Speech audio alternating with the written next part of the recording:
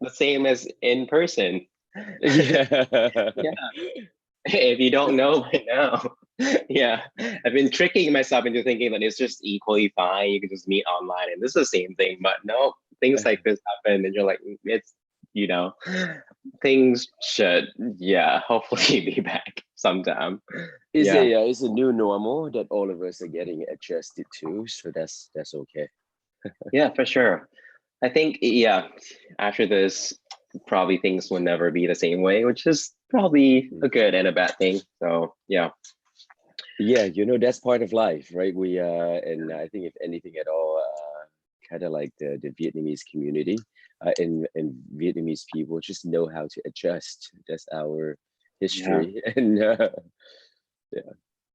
Yeah, let me check in with Ty the last time to see if we're ready and where we are, Of and then I course. think we can get started. Yeah. Yeah, we're, if anything, live already, kind of, and not on Facebook, but then yeah, things will be Hi recorded as everyone. well. Hi everyone. Yeah, thank you so much. It's so early for you. Oh no, it's totally fine. I usually get up very early because I work with a team on the East Coast. So usually up by 5. Yeah, now it's Got it. 7 a.m. in California, but totally fine. Perfect, perfect. Yep. All right. Have we gotten the go ahead or no?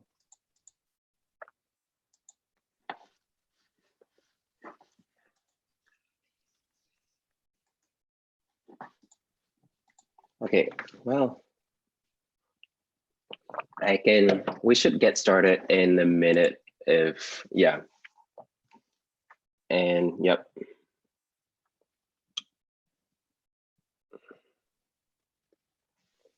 Let me send the links to my,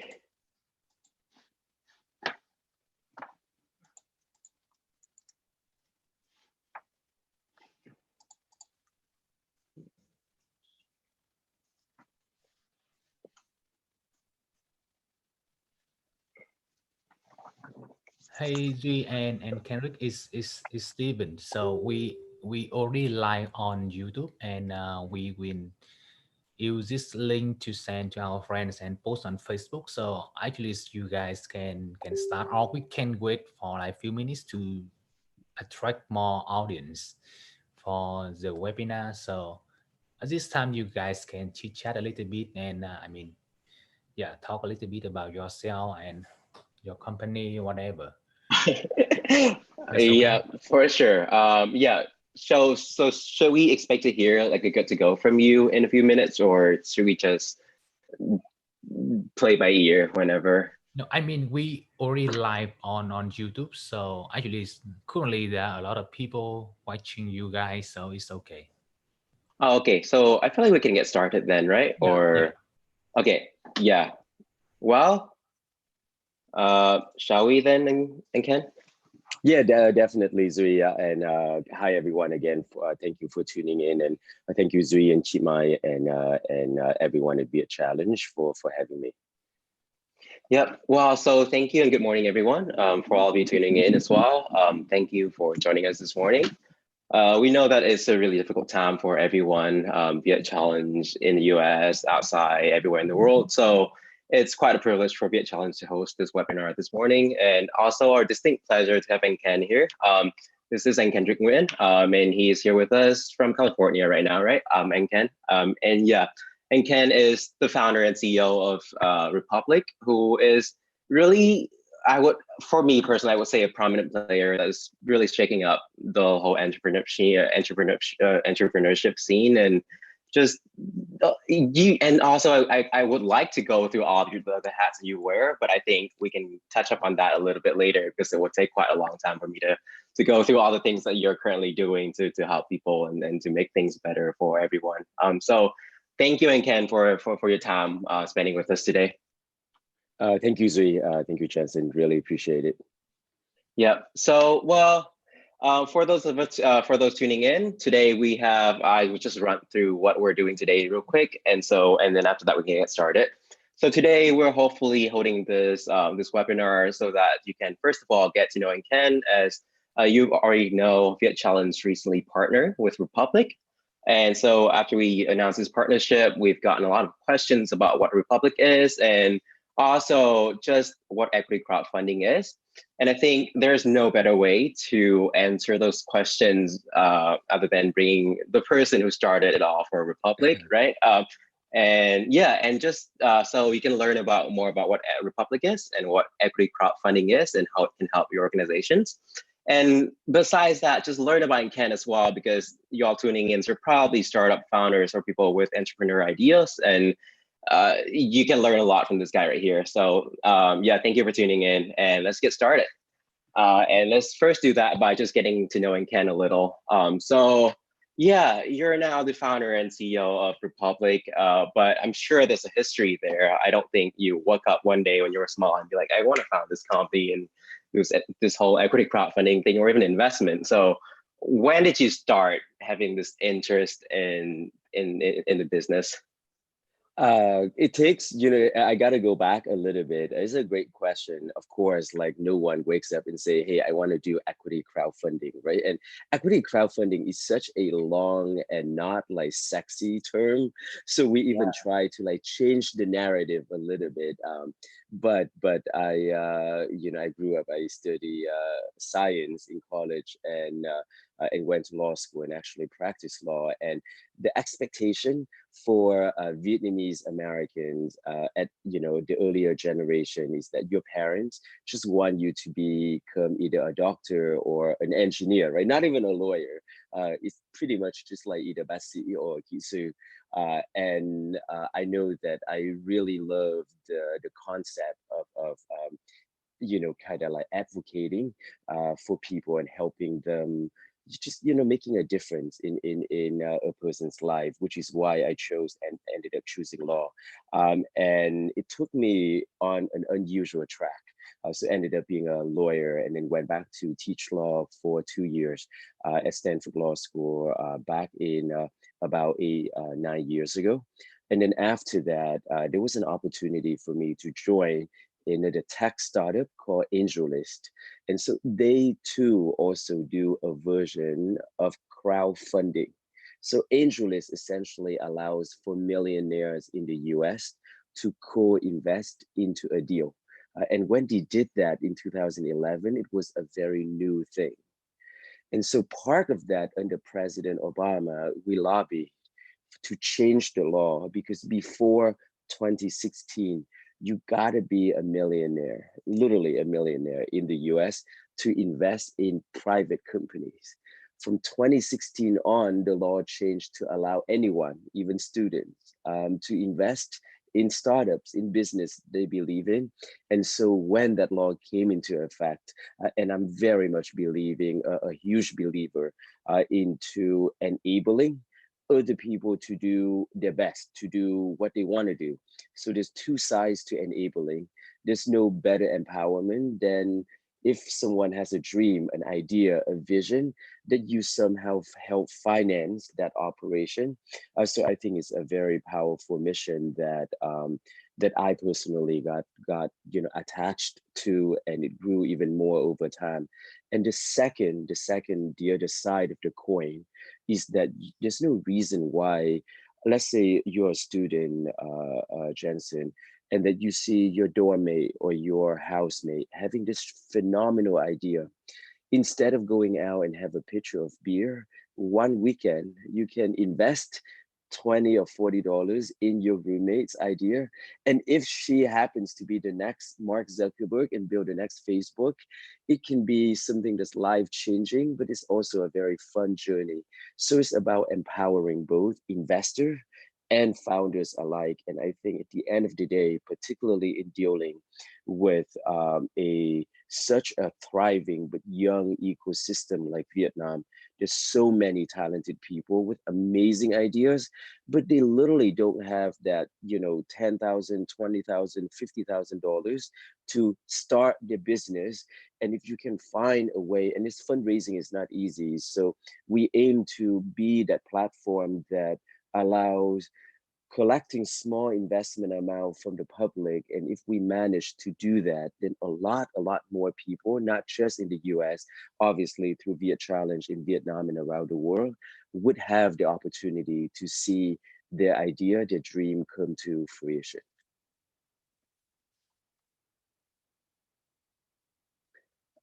You're on Thank mute. you. Yeah, yeah, I got. Thank you, and Ken. And yeah, I think you touched on a lot there. I think there's a lot of it that's about equity crowdfunding already, and also about the business model of Republic. And I want to kind of like take today to kind of guide businesses or people with ideas to see first of all how they can get that started, and then we can walk through how they can get engaged with Republic. So let's do something like this. So imagine I'm a person with ideas, like pretend that it's amazing. Yeah, and then I have this idea.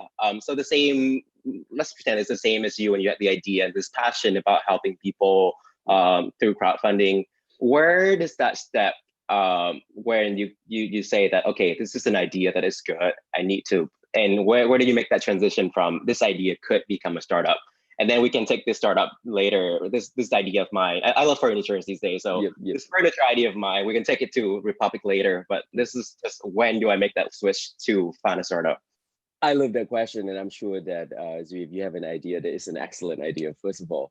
But when does an idea become a business or a project? It really depends on how passionate you are about that particular idea and whether you're rational about it. To give you an example, I have a neuroscience background, but that was, a while ago, and that was an undergrad degree. So I wouldn't say that I know a whole lot, or at least I don't remember a whole lot about that side of science. And if I have an idea and I'm like, hey, you know what? I think I'm gonna be able to cure cancer, and I have this concept. Well, it's so outside of my expertise, and it's just an idea, but it's not tangible enough. So once you have tangible enough of an idea, the next question, assuming that you have that domain expertise, the next question is that, are you so passionate about it? Are you willing to set aside a huge part of your waking life, that is 80-90%, dedicated to seeing this done? Because building a company, and the more lofty the idea, the harder it is to do, and you got to sacrifice a whole lot. So unless you have that passion, that commitment, probably not yet the right idea for you to undertake on your own. And I think that's also a key lens that investors, and indeed Republic, look at when we ask other people to invest in a particular startup. So it's about domain expertise and about your passion. Thank you so much. Well, okay. Well, I'm getting some ideas in my head about Yeah. this furniture business, which is great. And so, okay, thank you so much for that. So now I have this idea, and I've thought really hard through it and about what you say. I've met with you. I've asked about your advice, and I think about whether I have some expertise and such. And then I start to get in touch with people, get a team together. And at that point, we start to think about, okay, so we have these things that we would like to do, but we need money to do it. Right. So I take this furniture business, and I just go and I look for money, and I bump into this website called Republic. And I started to encounter this concept of equity crowdfunding. And I just wonder what it is. And so I know you've talked about it, but I just want to know, first of all, if you can like tell all the people watching what it is first, and then we can get into how you sign up for Republic after that. Yeah. Yep. The easiest way to define what we do, and what we do is more accurately called crowd investing. So you enable crowd fundraising. So you're essentially raising capital from the crowd. Who is the crowd?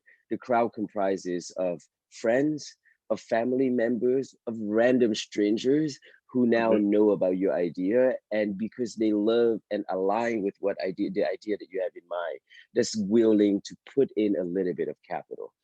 Let me just go back one step and maybe very quickly cover a different ways that a company can fundraise in the US. I imagine that in Vietnam, there's similarities. It's a little bit harder, but there's similarities. Back in the old days, the only way that you can fundraise is if you go out and get a loan. You know, you borrow money from the bank, you borrow money from your parents if your parents are wealthy enough, you borrow monies from, you know, a few relatives, assuming that they have money, and that you pay them back with a little bit of an interest. It's Yeah. traditional loan. Then when about 50 years ago, that's when the venture ecosystem really emerged in the US first. And that's when the Rockefeller and whatnot started investing. What does it mean to invest? Invest mean if you have a pho shop or a pho restaurant in Hanoi or in San Jose, and if I invest $1,000 into your fur shop, that if and when you sells it to Fur 24 or whichever popular chain, Lee Sandwich is the one that's more popular in the US, and if that the company that buys you buy it for 20 times the value of the fur shop when I invest, then I get 20 times the money. I no longer just get interest rate. That's called, you know, actual venture investing. But it used to be only for banks and funds and whatnot. It's a new thing that enabled people, everyday people, to buy and invest in a company. Buying public stock, Apple, Tesla, is exactly that, but at a much larger scale and Mhm. lower return. Investing in an idea is getting a lot of upside potential and a lot of risk. Does that? Gotcha. Yeah, makes a lot of sense to me. Yeah. So yeah, I think we definitely.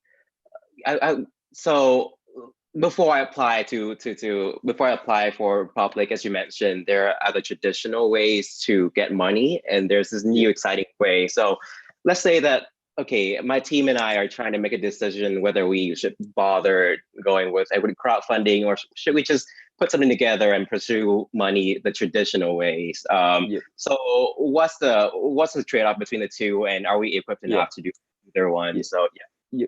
So the two are not mutually exclusive. It means you can do both. So if you look at venture financing, I'm going to address two important things about why the crowd should invest and why any company should fundraise from the crowd.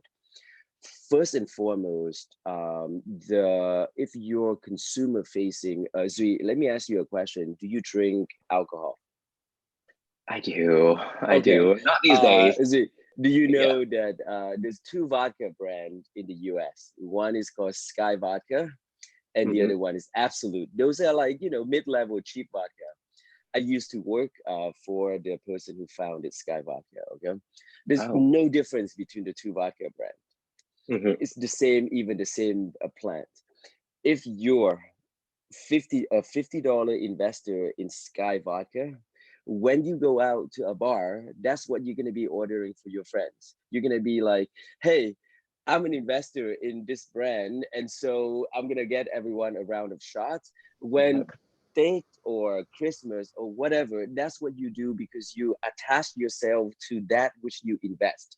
If you Yeah. just buy a bottle of Sky, the next time you're gonna buy a bottle of Absolute.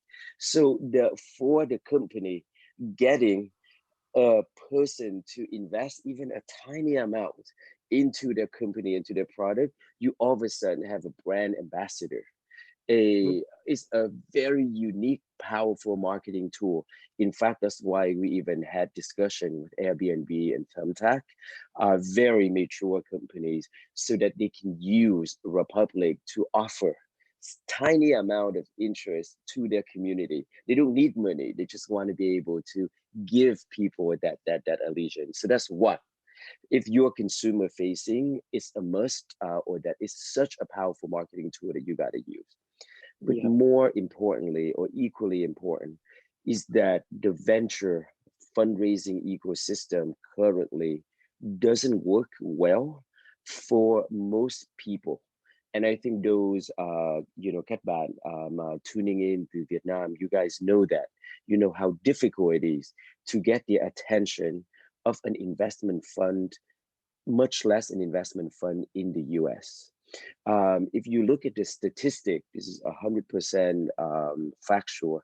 Over 50% of all venture capital go to companies in California alone. Do you think that California has 50% of the talent in the world? No. Of course, there are like tons of talent in Hanoi, in Saigon, in Boston, in New York, everywhere, right? So clearly that ecosystem doesn't work. And the second lens is that 90% in certain years go to only male founders, young male founders of a company. So if you're a young male college student from Stanford, Berkeley, in that area, you have a very high shot at venture capital. If you're outside of that, and the further out you are away from that mall, the more difficult it is. So the crowd enable you to raise and enable you to build your company to a level whereby you can go back to venture capital and say that, hey, you don't have to just look at my background. You look at what I have already built and invest in me. If they just look at your background, they still favor predominantly people outside of that ecosystem. Gotcha. And that sounds really great because I think, yeah, I definitely see a lot in what you said about, and I think it's really a selling point for public is to kind of equal the playing field, or yeah, to democratize the market as I've seen in some of the materials from Republic. What I do have a question to follow up on that is that, so you mentioned that you help startups to get to a certain level. So with that, I want to ask more about what that level is and what kind of that rationale behind that level, and whether it's more suitable for certain kinds of startups or certain kinds of businesses. Because I can imagine that for a business that, for example, is about selling food or like a restaurant, it's very different from my furniture business where it will require a lot more money and I might not be suitable for Republic, but like the traditional way. So what's your thoughts on that? Yeah, it's a great question. Essentially, what you're saying is that what are you, two things. What are you offering investors and how much you're looking to raise? Um, if you're raising for a tech company, a true tech, and tech company simply means it's scalable with technology. So if you launch a photo shop, unless you have something very new, like Photo 24 managed to turn it into a huge model for 2000, right? I've been to Vietnam a lot of times, so I of course know these brand, but most of them is like just a one shop. You still can offer something back. You can still saying that, hey, if you invest $100 every single month or every single year, I'm gonna send back a little bit of my own revenue. So you're not gonna be rich from it, but you're gonna get some money back. And when you go to my first store, you're gonna get treated very well. You have a special table and all of these things. Mhm. If you're launching a furniture store, it's a lot more capital, intensive. You would need to spell out a rational value proposition. For example, Zui, if you go to Republic and say that, okay, I want to raise for a furniture chain, and I want to raise 10,000 US dollars, but I want to launch in New York City. I'm going to tell you, as much as I think you are such a rare talent, Jensen, that $10,000 is between rent. That's not going to get you through the first month. So Yeah. how else are you going to be able to? And you have to tell me that that you're raising, and this is enough for you to take the business to the next level, so that either you grow independently or that you can raise again. That's why it's not an easy thing to build or to do. In addition to the technical platform that we have at Republic, we have to have also venture or business experience to help the founders think through whether or not the business plan makes sense. Gotcha. Yeah, so I just wanted to recap a little bit because from all that I've learned so far from Republic and whether I should engage in Republic, just to make sure that I'm understanding it right, and just to summarize for everyone who's on who's online. So first of all, I learned that I have if I have an idea, then it takes a lot of thinking to see whether you have the kind of the capacity, the passion, the team, or all the factors that are that and the willingness to sacrifice a large part of your life, and just to evaluate your idea in general. And after that, when I go out and I want to look for money to start financing my project, I can not either, but I can do both. First, to look for money the traditional way, which is venture capital, or looking for investor, other source of investor, or ask my parents if I can do that. Yeah. Or I can also engage in, and I don't think this is like an or, but and I can also look to equity crowdfunding, specifically as well through Republic. And when I look at that decision to engage with Republic, or then I need to better have something together to kind of evaluate what my market is, what will be required to go into it, and what I have already, and all of that factors, and put something together to present to Republic, so that you can believe in our idea. Yep. If you're gonna fundraise from other people, except for your own parents, you any company, even if you're a coffee shop, should have something what I call a pitch deck. A pitch Mhm. deck is simply a document that kind of like spells out your vision and your business model in a very quick but succinct way. That's essentially is something that everyone in the US and outside will ask you for. And I think the having that document in place and having it done in the right way is basically a crucial number one step. That pitch deck is usually decides or determines whether or not you're gonna get a meeting with an investor. And Mhm. then when you have that phone call or a meeting, that's your opportunity to sell to the investor that yes, my business has a lot of potential. I'm the best person to execute on this model, and you're gonna get your money back. So remember that the pitch deck is meant to get you the meeting, and then the moment that you get the meeting is the sales pitch is yours. Gotcha. Yes, perfect. So I'm putting the pitch deck together, and then now I want to go engage with Republic. You've mentioned briefly what you evaluate in a potential comedy in a pitch deck, and I know there's a lot of things that go into it besides the pitch Yeah. itself. You do diligence and you go through all of that. So can you walk us through? So now I bring my business, my furniture business to Republic. Um, Besides a great pitch and a pitch deck, what else should I have? Yeah, to give you an example, and I'm gonna tie this into Viet Challenge a little bit. That in every single year, there are about more than 5,000 companies that apply to raise on Republic, and so far we've picked less than about 100, 150, because most companies that apply, while their story is strong, they don't yet, in our lens, have the traction needed. But anyone coming out of winning the Viet Challenge, competition and become one of the finalists, pretty much automatically passes our lens because of the training and the preparation behind it.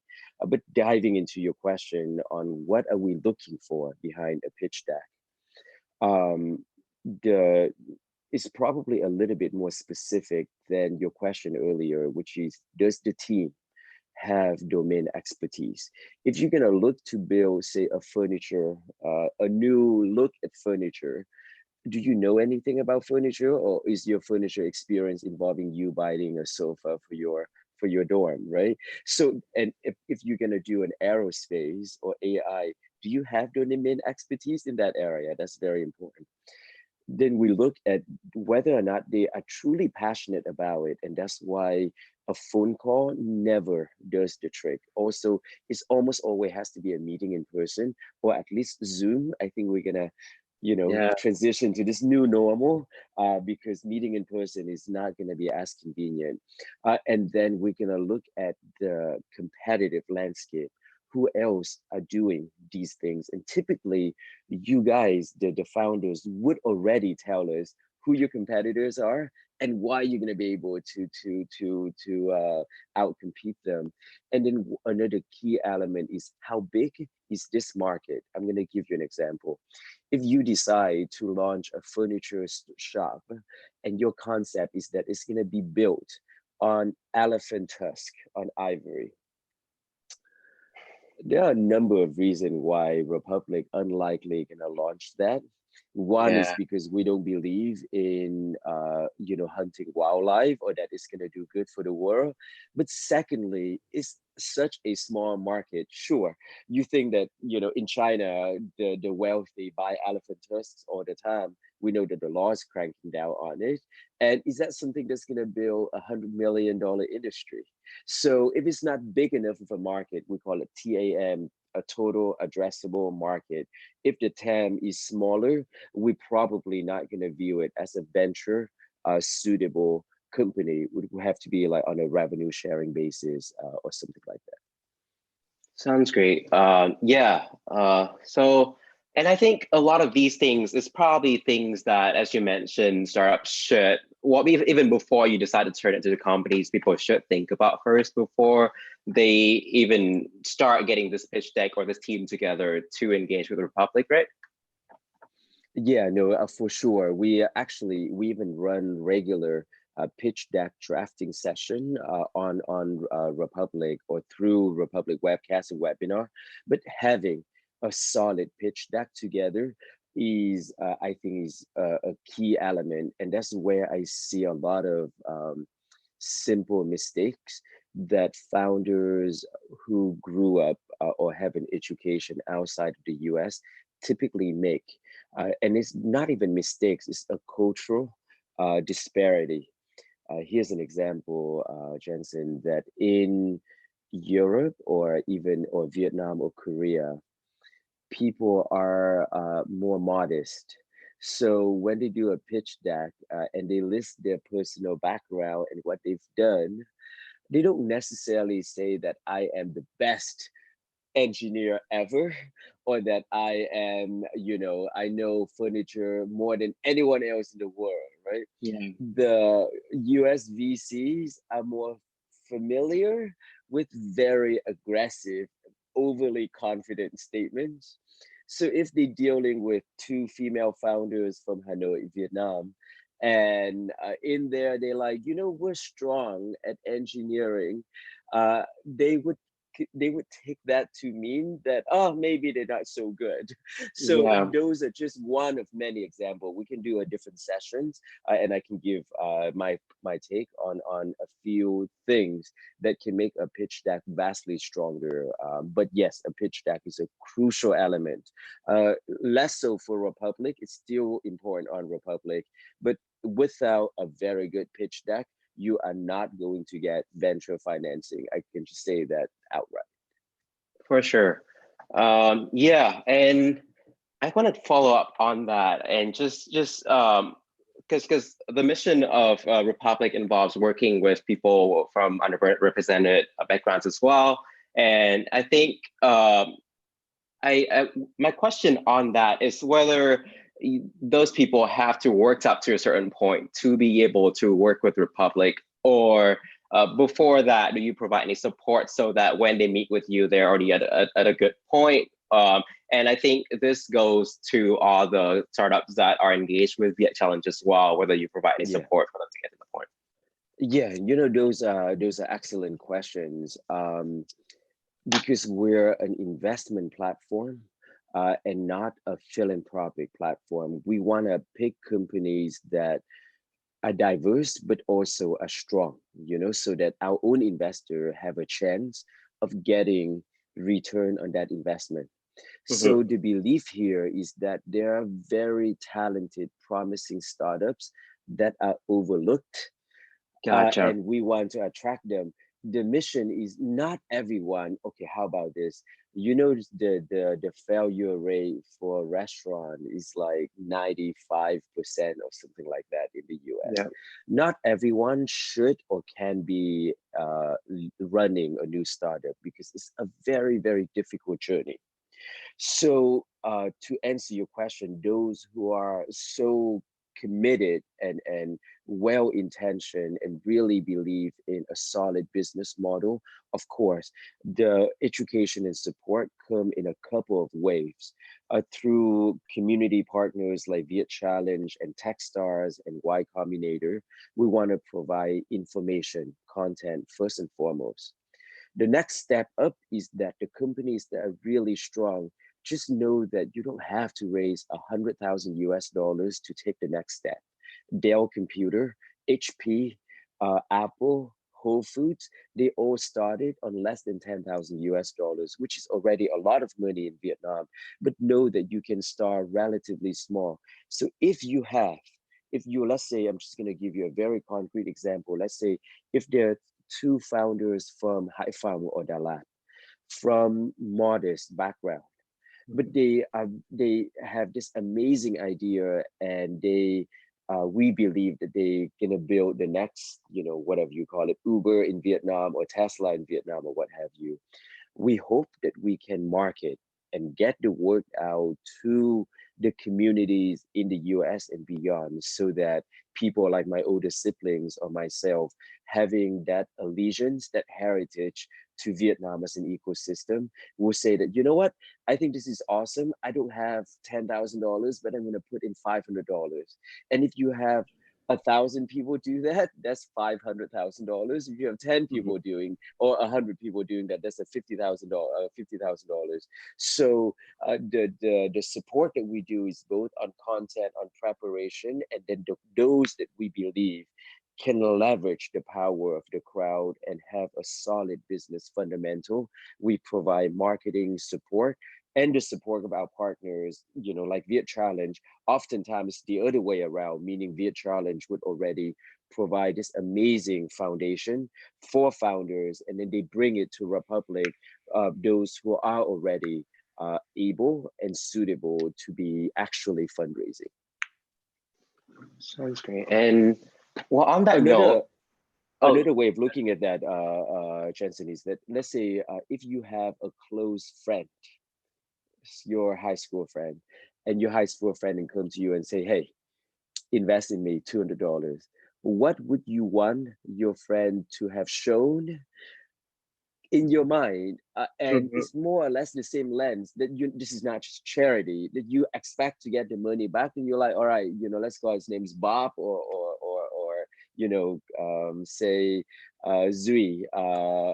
You would need Bob to tell you, hey, do you really have, the foundation for me to believe in you enough that you're gonna make this work and pay me back? It's the same narrative. So let's go with this friend. Yeah. So I evaluate him, and I think he's okay. He has the potential to do it. I asked a lot of people to give him money. So you mentioned this briefly, but I want to explore more on after deciding to feature him and to market him to people. Do I provide any other support for him to get him better? To help facilitate that process, and also how to hold him accountable to Yeah. make it. Yeah, so at least the companies that raise on Republic, to give you an example, in the last 6 months, a company on Republic raises on average over 500,000, and a lot of them are very early stage. Out of the reason why they're able to raise that much, because three things. One, they got to activate the a network among, friends and college friends and industry partners to raise a little bit of money. All right, if you cannot convince your sister or your cousin to put in $10, how are you going to convince the world to put that in? So you gotta show it's not about dollar amount. It's about, are you able to get those who know you the most to believe in you? The moment that happens, then Republic will come in with our own investor base. and we have over 500,000 investors on Republic now to really push the campaign. Separate and apart from that, we also do ads on Facebook, in other social media, and together with our partners to get the word out there so that they can go well beyond the Republic user base and get the idea out. So after they bring that capital in and close a campaign on Republic, Republic itself becomes an investor in the company. And so, we follow up on a quarterly basis, on a yearly basis, ask you to provide information, provide you with, contacts, VC introduction, and track that journey. Of course, more likely than not, most startups don't make it. And that's totally fine. If you try your best and you don't make it, everyone who invests has got to understand that. But we provide that help. And today, there's never been a single case where someone didn't try, take the money and say, you know what, I'm going to go out there and buy a Ferrari or a Tesla and call it a day. That kind of fraudulent behavior doesn't happen. But the ongoing support, and we have seen a couple companies either have gone public or got acquired. Short answer to your question is we basically share along on that journey and provide support along with activating the 5,000 investors that came in to even give that firepower from the crowd. That's like the promise of crowd investing.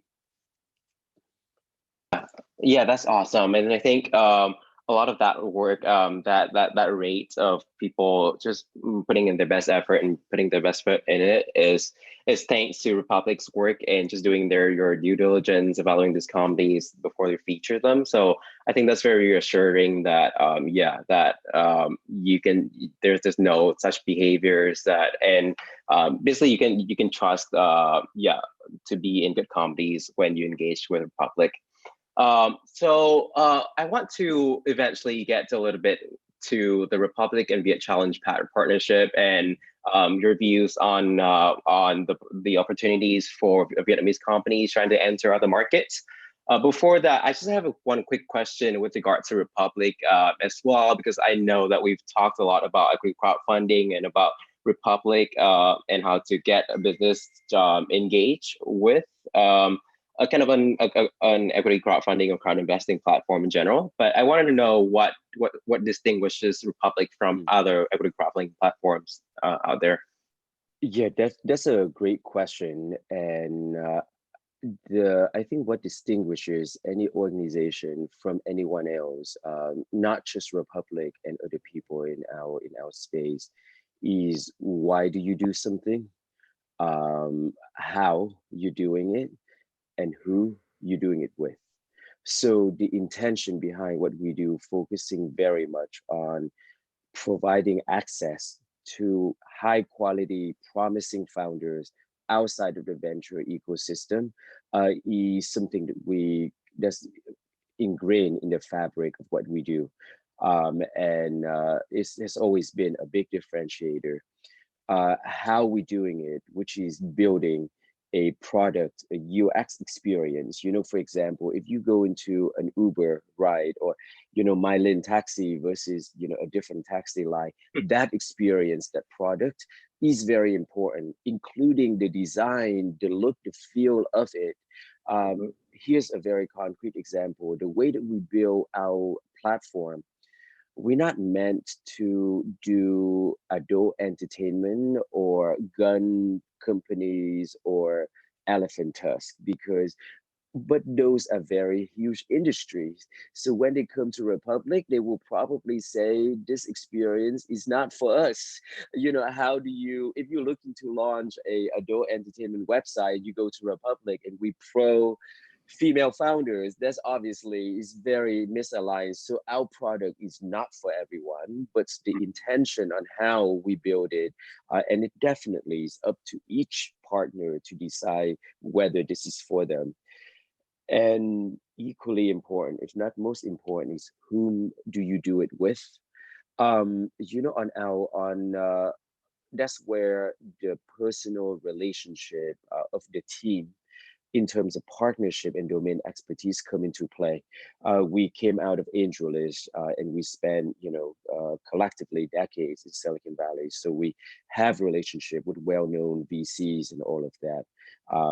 But more importantly, and I want to touch on Viet Challenge, myself, of course, as a Vietnamese American, and that means Vietnamese first, the heritage, the belief in the bond that to this community is why Republic out of that wanted to first support Vietnam's startup ecosystem, and secondly, by a stroke of luck, and I gotta thank Chi Mai and Henry, the founders of Viet Challenge, that as I got to know them, and I was like, wow, Republic, even without intention to support Vietnam as a startup ecosystem, I don't know anything about it. Aside from the bloodline and the last name, I don't have that domain expertise. So I have to identify mission-driven, talented partners who take a chance and believe in what we build at Republic, so that together we can actually achieve more out of each of us doing it alone. And so the network of relationship that we build at Republic is also unique. As I mentioned, I'm sure that there's another platform out there that focuses on real estate. And because the founders are Latin Americans, that in Mexico or whatnot, that that's their main focus. Republic happens to have the heritage and the strength in venture. And based on the personal relationship that I have and that my team members have, both on inclusive as well as geographic, Asia and the Middle East probably will be some of the near-term expansion that we have and or collaboration that we have. So again, in building out or in picking, in assessing any organization with Republic on whether or not we're suitable for, for you, for example, Nima Mutbat, founder, then tuning in, a founder listening in, to decide, look at why this platform is doing what it does, whether the experience, the product is suitable for you, and whether the partners, the people that they have on the team and around them are the kind of people that you want on your journey as a founder. I think, yeah, those would be the same reason why Viet Challenge is so lucky to be able to partner with Republic, because I think, yeah, we in our line of work, we worked with a lot of partners with other organizations, but I think you can really tell whenever you have really a strong affiliation or a strong affinity to an organization, and that's really based on the people who work there and just the culture of the organization. So it was really lucky for us to be able to talk to Republic and then to start with this partnership. So thank you for that, and I'm really excited about it. And I want to talk about that piece about working with the Vietnamese market and expanding as well. As you mentioned, expanding to the Middle East and to Asia, specifically with regards to the Vietnamese market. I know that it's not mutually exclusive. You as an investor and you as someone who wants to invest in the Vietnamese market, but more on the investor side of someone who looks for opportunities. What do you see are the opportunities out of the Vietnamese market right now, and why we should invest more in this market, or why we should have more startups coming out of this Vietnamese market? It is a little bit biased on my end, but I think that it's not just a subjective view. It's still subjective, but time and time, there's, now Vietnam and the Vietnamese people, I think, have that reputation globally as extremely hardworking, extremely intelligent, and very much, hell-bent on growing the country into the next superpower in Asia and beyond. So you have a population that's vast. I mean, 100 million people is huge.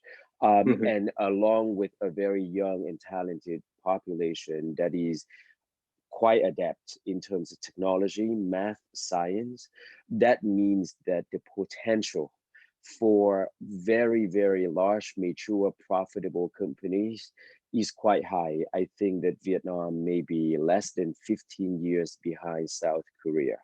So for investors looking in, the answer, the question is this: if you have the opportunity to invest in Samsung, in Panasonic, in LG, in all of these major Korean brands back when they were just, you know, a few guys and girls working out of like a rickety shop somewhere in the street of Seoul, would you do it? Of course, the answer is hell yes, you know. So the it's very clear that Vietnam is very much on that track. And so straight up from the economics, the fundamental of investor looking in is highly attractive. There's a little bit of uncertainty in terms of cultural differences. We don't know if these things are enforceable and whatnot, that people are still on the fence, but that's a good thing because the moment that everyone feels comfortable jumping in because, you know, from legal framework to everything else is very clear, then you have so many funds coming in that the retail investors is hard to compete. So I do think that this is probably among we in at the beginning of the most exciting time for investors looking at opportunities to invest in Vietnam as an ecosystem. So what I'm hearing is not really too high of a risk, but a lot of high rewards. Is that the correct impression? Of course. Let me give you some data. Early investing is exceedingly high risk and exceedingly high reward. All right. So Andrew, Uber raised about almost 10 years ago. On the first round on AngelList. If you invested $1,000 in Uber on AngelList, then last year you would have gotten more than I think $6 million back. Meaning, if you invested $100, you would have gotten less than a little bit shy of $1 million back. And if you only invested $10, you still would have gotten about $50,000, $60,000 back. All right, so that's a huge return. Now, out of 100, 200, 300 companies on AngelList, you only have one Uber. You probably, but you don't need 4,000x return. Maybe there are another 10 companies that have 400x return, which is still a lot, right? You invest $100 and you get $4,000 back. Is a lot of money. But the number of companies that will fail is if an investor only invests in one company, most likely than not, he's not going to make any money back. Even if it's founded by people who are like super talented like yourself and whatever else, you got to diversify it a little bit. And the earlier you invest, the more likely you're going to lose your money. But if you only need to have 1 in 20 to work well, it's already more than make up for your total investment many times over. Wow, you're making me regret that ice cream I ate back in 2009. This is really but this is what I always say to young founders and particularly college students. You're in like the most amazing time because you get the support of like faculty advisors and everyone else, but also you surrounded yourself in many cases by a lot of like entrepreneurs and founders. If you have a chance, invest $20, $50 into a bunch of your friends and you get to follow them on what they're building. And yeah, most likely you're not going to make that money back, but one, you're going to keep the relationship. And who knows, that may be the next Mark Zuckerberg. And next thing you know, 10 years later, you're like, wow, out of nowhere, now I have this like upside potential. So smartly, but I think early investing or supporting the entrepreneurship ecosystem is a very fun and such an amazing learning experience, I think, for all of us. No, you make it sound exciting, which is lovely, and I really appreciate it. And so we've talked about why there are so many opportunities and it's such a great market, but I also want to touch on what you see as potential like development areas for the general startup scenes in Vietnam. I think we've touched on it on like a bit of the cultural parts, but there are many other pieces to it too. as to why as to how startups in Vietnam can start catching up or to develop or so that they can advance and grow quicker. So what turns a startup in Vietnam from a normal startup, from an average startup to having that potential to turn into that Samsung that you mentioned? Yeah, I would say some of it's not even a friction or limitations. It's outside of the control of a particular founder. I would say the most difficult thing for startup founders in Vietnam to raise and to grow is infrastructure. And people are still new to it. So, for example, if a fund or an investor in the US investing in a startup in Vietnam, they don't know that if and when there's an exit, can they get their money back? So in the US, I know that if I invest in a Delaware company, that the founder is not gonna, most likely not gonna run away with it, because if they do run away with it, if there's enough money, I know exactly which channel to get it back. If I were to invest in a company in London, in the UK, I know their legal system well enough that I probably would be able to get it back as well. Yeah. But when you go to Vietnam, most investors don't know how that the system works. And I think, again, this is why Viet Challenge is so crucial, because the team and the founders behind it, namely specifically Timai and Henry, have the ability, the understanding, the expertise on the legal regulatory end in order to give partners assurance that Mhm. not only that they can help navigate, but they can also help move the needle, advocate and lobby and move the needle forward. So that's a key piece. Now, for retail, that's from the institutional lens. There are already many, there are few, I shouldn't say many, but very successful startups in Vietnam that generate robust revenue at a much lower valuation. I think Vietnam is suitable for investments right now. It's just a matter of educating investors outside of Vietnam, because an average middle class person in Vietnam may not have the money or the education about investing to invest. So you have to rely on outside investors, perhaps Vietnamese diaspora around the world, as well as individual investors to invest. And then over time, people in Vietnam, the promise is that at one point, Vietnamese people in Vietnam will be investing in Vietnamese startups and build that ecosystem organically internally. Gotcha. And I think, yeah, a lot of it, as you mentioned, is out of like the hands of the founders and institutions. And so I'm glad we're working with you and with Viet Challenge to help some of the startups that we have to overcome those barriers. And yeah, I think this has been really helpful as well for them to kind of evaluate that piece to see what their potential for growth is overall. One piece that I do have is that we do work with a lot of people right now who's trying to advance into the other markets and to get investment from outside sources as well. So along with that is, even though a lot of pieces are institutional and you can only rely so much on the brand name of the organizations you're working with to build the credentials.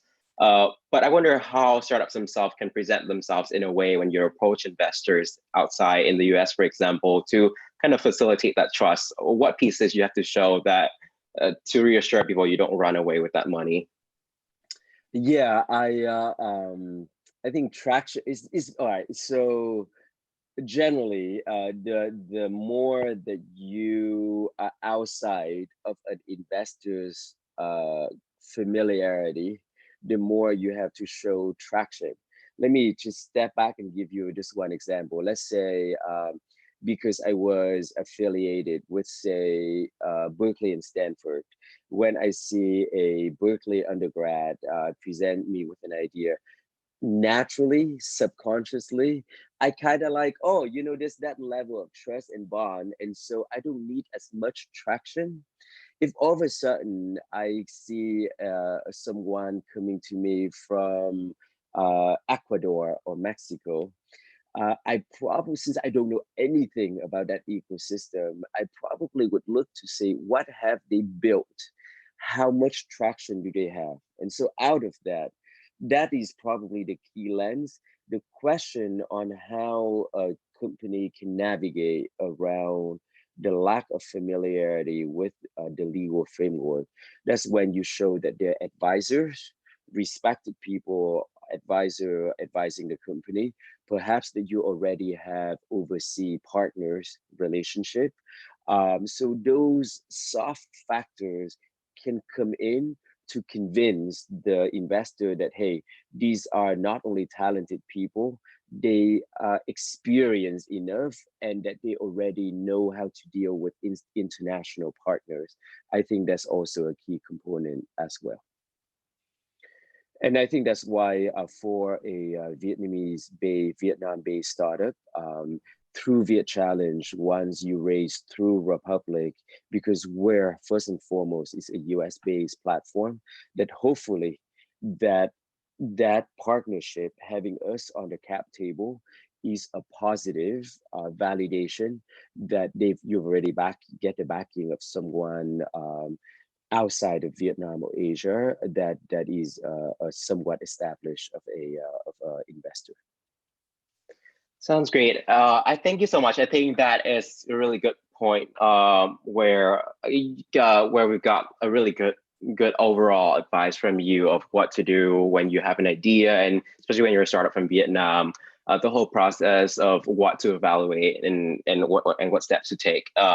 So I want to now jump into some questions that we get from the live stream that people are asking that would, to engage with the audience a bit more.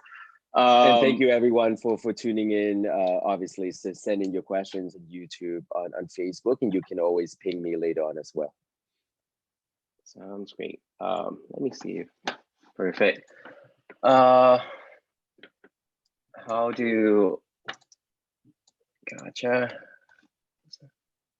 I think this question is a bit more specific, and you've touched on it quite a lot already. But there's a question here from a viewer that asks, besides a pitch deck, how many metrics do you use to analyze startups? And I think that's more specific about what actually do you evaluate? What measures do you give them a score?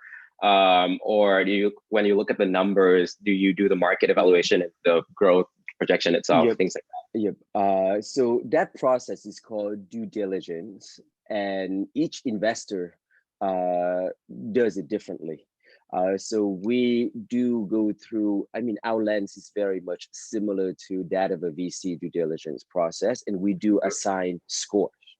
So team domain expertise, the team and how passionate you are about this particular project that's a very important component.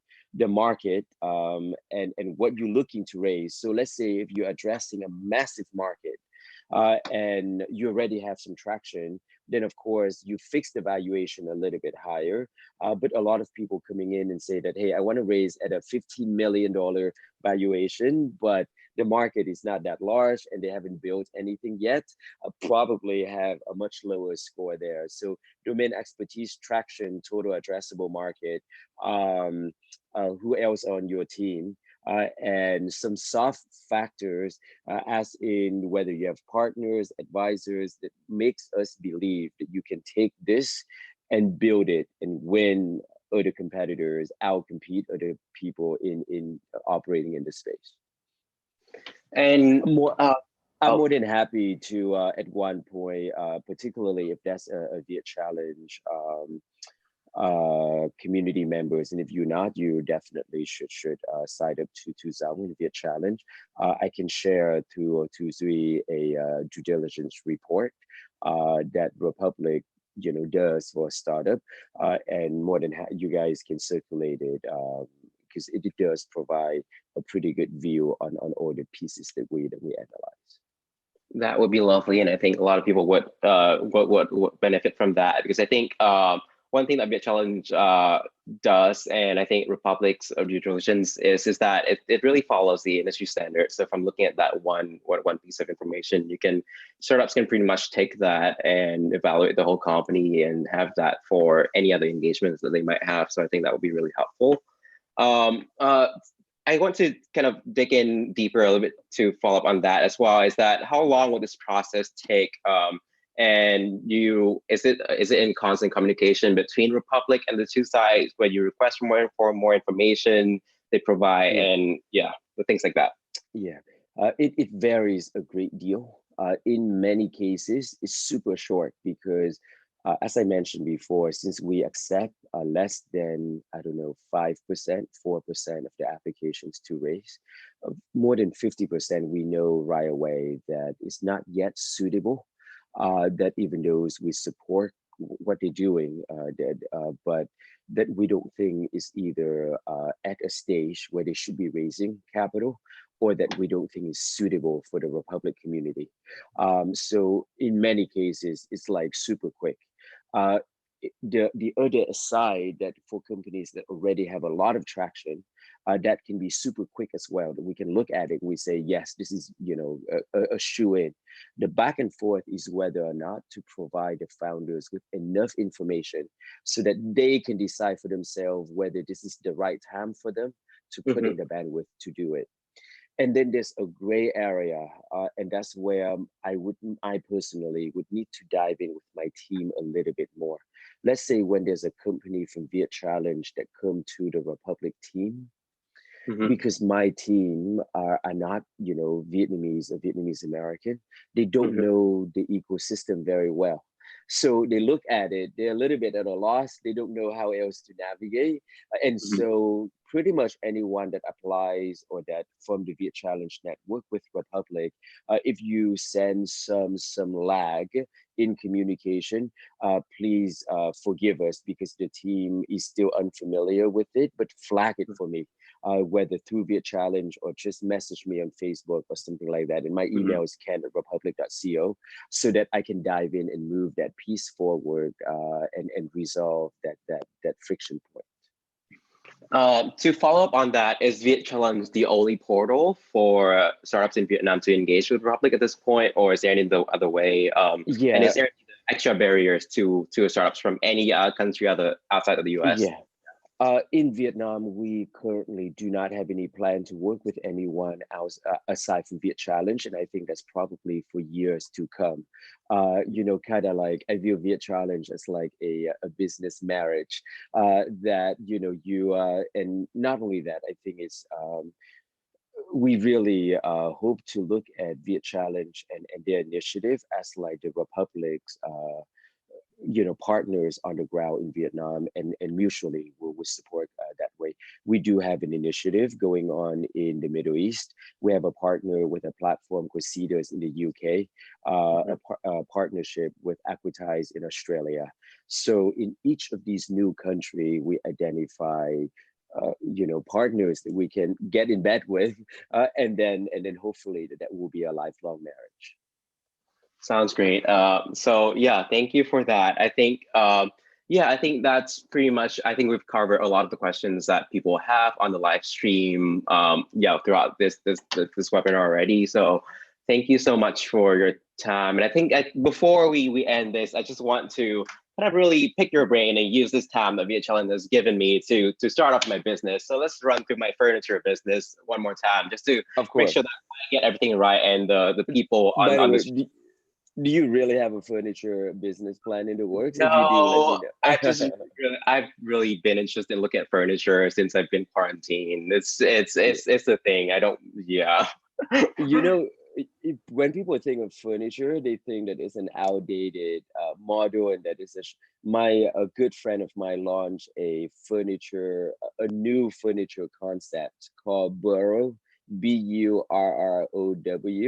And they managed to raise from Y Combinator, from NEA, and just to say that every single industry that you see around you, there is a lot of room for disruption and for the next multi-billion-dollar business. So be creative. But yes, your question. Yeah, and just to follow on that, I think this is adjacent, but I saw this this company on Republic that is about, they have art pieces designed for certain rooms. When you take a picture and then you send them and they send you arts designed for that space. So things like that. It's just really exciting. They already took that idea, so there goes. Like, good for you. Yeah. So let's run through my business idea for a great business idea about furniture. So I have this idea, and pretend that I'm living in Vietnam, and I have this idea about furniture, and I want to take it first in Vietnamese market and then expand, because we have a lot of woods in Vietnam, I think, something like that. So something about, okay, pretend that it's a great idea. I talked to a lot of people, including you, and I got on my team a lot of people who have domain expertise in furniture. So I've built a strong team.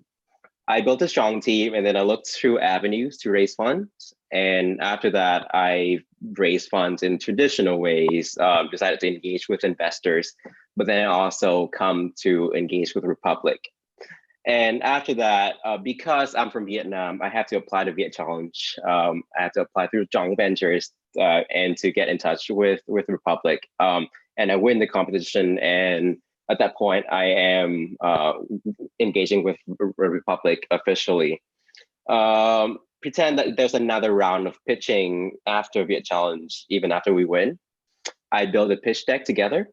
I've made sure to do all my due diligence on my side already, just to make sure that everything looks great. I come to you, and I send in all my materials for the due diligence. I present the pitch, and then I start raising fund on Republic, and then just start building my business from there on. Is that right? Is that the process? Yeah. The process is that's definitely one of the routes that many people take. In some cases, a company hasn't raised capital anywhere else. They just build it organically, and they come to us and raise the very first $60,000, $100,000 to launch their business. So you don't necessarily have raised money somewhere else from a venture fund or whatever to come to Republic. That can be helpful, but not necessary. But yes, that's very much is the model. Think of Republic as like both a marketing tool, a marketing initiative, as well as a fundraising initiative. So the team got, as long as they put in the work and execute on it, they're gonna get twice out of it. Gotcha. Yeah, thank you so much. And I think that should be it. Let me go through do you have time for just another question from the live stream? I think that we just have, I just get another question before we go. Definitely, for sure. There's someone who submitted this question, and I think it would be relevant to kind of get us started thinking about the next step, and maybe other webinars we might have, is that a person asked on the line, what effects does the COVID-19 situation have on the flow of money in VC? And I think this is like a whole webinar in itself, but so we can get started. What do you think? But it's a timely, and it's a great question. It's probably a good question to end the chat as well. We truly in like unprecedented time, right? Most people have only seen the global economic growth in the past 10 years. Have never seen a down market, and this is not just a down market. It's like there's a hurricane in every single city, and everything is shut down. The public, I think everyone should probably expect that the global market, will crash more. You see the stock market picking up, but by all indication, I think unemployment in the US at one point is going to be more than 20%, which is unprecedented, like since like 100 years ago. And that reverberates throughout the world as well. On the other hand, we're in a technology age, and everything happens much quicker. So we fully expect that the recovery will be equally quick. It took 2008, the financial crisis, took like 2 years before, for the crash. Now it's like in 4 weeks. So we think that by Q3, which is about late summer, that global economy truly going to be able to pick up significantly. In the near term, I think in the next 12 months, if not more, it's going to be that much harder to raise from VC, from VC, from private equity funds, from all of that, for a number of reasons that I'm happy Mhm. to dive deeper on a future call. But it is going to be more challenging for companies to raise capital from VCs.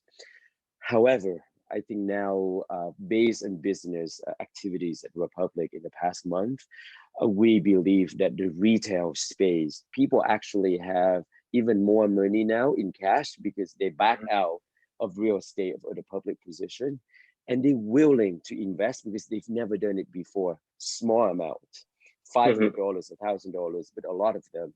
So I think your own customer, your own community, I think the crowd is gonna be a more dominant source of capital when we emerge out of this current market downturn.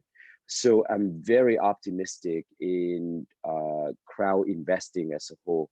But for founders out there, I have two advice. One is that two professional advice, and then a personal advice for pretty much entrepreneurs navigating this. The professional advice is that make sure that you cut expenses and lean and aim so that you can, to the best extent you can, stretch the dollars, so to speak. And know that expect that fundraising will take longer. If previously, if you expect that you're gonna take 4 or 5 months to raise from VC, add in another 3 months at least.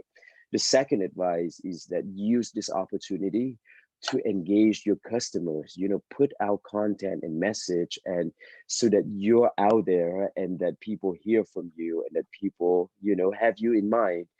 And that gives you the ability to not only raise from them, but get their support later on. And the personal advice is that I think people should view this and pretty much every single event, large and small, as a window of opportunity. Mhm. I don't know how many of you are a good surfer, or in the US. I'm sure you guys know what surfing means, though Mhm. probably not a whole lot of people in Vietnam do it. When Yeah. a tsunami comes, when a big wave comes, surfers are those who are ready, get really excited about it because there's more opportunity coming out of it. If you Yeah. don't know how to swim, there's a lot of fear. So why viewing this, navigating life, you gotta be a surfer and be prepared and know that everything in the life changes. And if you know how to navigate it smartly, you're going to make the most out of it. So it's a very sad and unfortunate situation globally. But I think in hindsight, it's going to change how we do things, business, and live, and how we live. But for those of us who can survive, who can help one another and get out of it, I really think that there are a lot of learning and a lot of opportunities for the most pragmatic and adaptable to actually come out on top even stronger than before. So be optimistic. One way to look is forward. That sounds great to me. And I think, yeah, just one quick piece on that. I'm sorry I'm killing your time. I think it's just a really important thing that I just popped out in Of my course, mind. of course. I think, as you mentioned, it's a good opportunity to improve yourself operationally and with your customer business relationship with your customers, and just making a lot of changes to improve your organizations and take this opportunity. But also, would this be a good time to reach out and ask for money from people? Or would this be a good time to just hold off and wait for a few months because you only have that one chance to make a good impression? Yeah, my advice is this, that you got to be a little bit diplomatic or mindful of human psychology. Just because an investor is an institutional investor, it doesn't mean that, his parents aren't getting sick or whatever. So Yeah. how definitely reach out, but with what message? Don't reach out and say, hey, I'm fundraising right now. Maybe reach out with a business update and just say, hey, just want to check in to see how you're doing. A couple of those messages on a, every other week or something like that, and then you can see how the investor is responding to it. And then at one point say, oh, by the way, I'm having this great traction, I'm looking to fundraise. So one, even though you should be a little bit empathetic to people, Mhm. but by the way, if you are founders, you got to be resilient and got to be thick skinned. Take You got to be able to take no and keep on asking. So just because someone is not responding to you, still keep sending that business update until the person literally unsubscribe. You keep on sending that message. They may just be busy, and then at one point they're gonna come back, and one of them are gonna come back and invest. So stay in touch with your investor, your network, and the first email shouldn't be "come invest in me." The first email should be an update email. But after that, it's okay. After a couple of weeks, to say that like, hey, I'm fundraising, would love your advice and feedback. That sounds great. And I think that would be a great point to end on. I think we talked about, yeah, just a message of optimism and also guidance from you on what to do exactly immediately in the following weeks. And I think that it's a great lesson along with all the other things that you've taught us in this webinar so far. So thank you so much for your time. Yeah, I appreciate it. And as you have mentioned already, people can reach out to you via your email if they have any questions or if they're a startup looking to, yeah, advance. Awesome. Yes. And my email is just ken@republic.co. Thank you, Zui. Thank you, everyone at the Viet Challenge family. And obviously everyone else tuning in as well, and wish everyone safe and healthy. And soon enough, we're going to come out of this, and start building again. Awesome. Thank you so much. Hopefully you will all get to see you in person sometime. Take care. Stay healthy. Thank you. See ya. Come on, everyone. Bye. Bye.